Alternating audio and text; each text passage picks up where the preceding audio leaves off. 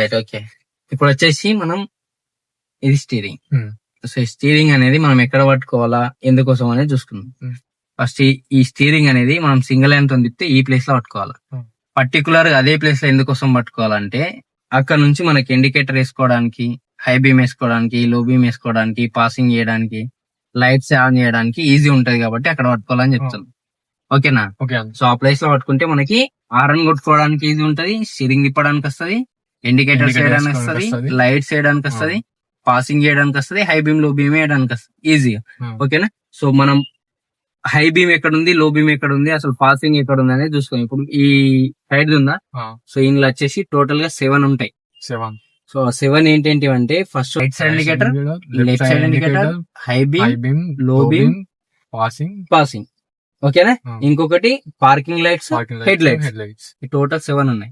ఓకేనా? ఆ 7 అనేది ఇంట్లో ఉంటాయి. ఇది అనేది ఈ స్టీరింగ్ ఎట్లా అయితే తిప్పుతామో అట్లా మనం ఇండికేటర్ వేస్తే, మనం ఎటు సైడ్ అయితే స్టీరింగ్ తిప్పాలనుకుంటామో, ఇప్పుడు సపోజ్ ఇది ఉంది, ఇట్లా రైట్ సైడ్ తిప్పాలనుకుంటే ఇండికేటర్ రైట్ సైడ్ ఇట్లా కింది కావాలి. స్టీరింగ్ ఎట్లా తిప్పుతున్నావు అట్లా. లెఫ్ట్ సైడ్ తిప్పాలనుకుంటే లెఫ్ట్ సైడ్ ఇట్లా పైన కనాలి. ఓకేనా? అదే లెఫ్ట్ సైడ్ కింది కంటే రైట్ సైడ్. సో ఇట్లా వచ్చేసి ఇట్లా వచ్చేసి హై బీమ్, లో బీమ్ ఉంటాయి. సో ఇది ఏంది కదా, ఈ స్టీరింగ్ నుంచి దూరం, ఇట్లా దూరం అంటేనేమో హై బీమ్, ఇది హై బీమ్. ఈ మిడిల్ ఉంటేనేమో లో బీమ్, ఆ నుంచి పైన కంటేనేమో పాసింగ్ వస్తుంది. పాసింగ్ అంటే ఇది కూడా హై బీమ్ వస్తుంది. సో దూరం అక్కడ లైట్ వచ్చింది, లైట్ వచ్చిందా, వదిలేస్తే వచ్చిందా, అర్థమైందా? సో ఇంట్లో ఇది వచ్చేసి ఇది ఉందా, కనిపిస్తుంది ఇది ఉందా, దీన్ని ఇట్లా రొటేట్ చేస్తే ఫస్ట్ స్టెప్ లో వచ్చేసి పార్కింగ్ లైట్స్ అని అయితే, మళ్ళీ ఇంకొకసారి రొటేట్ చేస్తే హెడ్ లైట్స్ అని అయితే, అది హెడ్ లైట్స్ అనేది, అది హై బీమ్ ఉంది. ఇప్పుడు పైన కంటే లో బీమ్ అయితే అది ఆఫ్, ఇది హై బీమ్ ఉంది, దీన్ని ఇట్లా పైన కంటే లో బీమ్ అవుతుంది. ఓకేనా? సో ఇది వచ్చేసి పార్కింగ్ లైట్స్, దాని తర్వాత హెడ్ లైట్. ఓకేనా? అర్థమైందిగా? టోటల్ అందులో 7 ఉంటాయి. ప్లస్ ఇంకొక విషయం ఏంటంటే మనం ఇండికేటర్ ఎటైనా ఒక సైడ్ వేస్తాం కదా, సో రైట్ సైడ్ ఇండికేటర్ వేసినాం అనుకో, సో రైట్ సైడ్ ఇండికేటర్ వేసినప్పుడు ఈ స్టీరింగ్ అనేది హాఫ్ కంటే ఎక్కువ తిప్పి రిటర్న్ తిప్పే టైంలో బంద్ అవుతుంది. సో చాలా మంది ఏం చేస్తున్నారు అంటే ఇండికేటర్ వేసి మళ్ళీ బంద్ చేయాలా, నేను బంద్ చేయలేను మైండ్ లో పెట్టుకుని.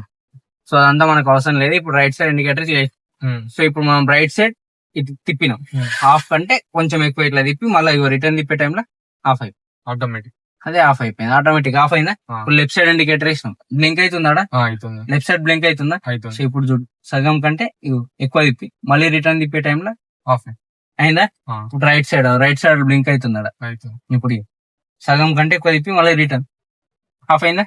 సో అది ఓకేనా. ఇండికేటర్ వేసిన తర్వాత సగం కంటే స్టీరింగ్ ఎక్కువ తిప్పితే బంద్ చేయాల్సిన అవసరం లేదు, సగం కంటే తక్కువ తిప్పితే బంద్ చేయాలి. ఓకేనా?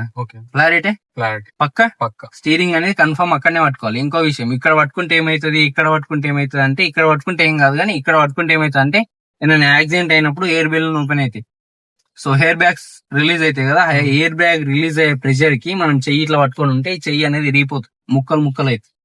ఓకేనా? కాబట్టి కన్ఫర్మ్ పైన పట్టుకోకుండా సైడ్ లోనే పట్టుకోవాలి. రైట్? అర్థమైంది కదా? పక్క.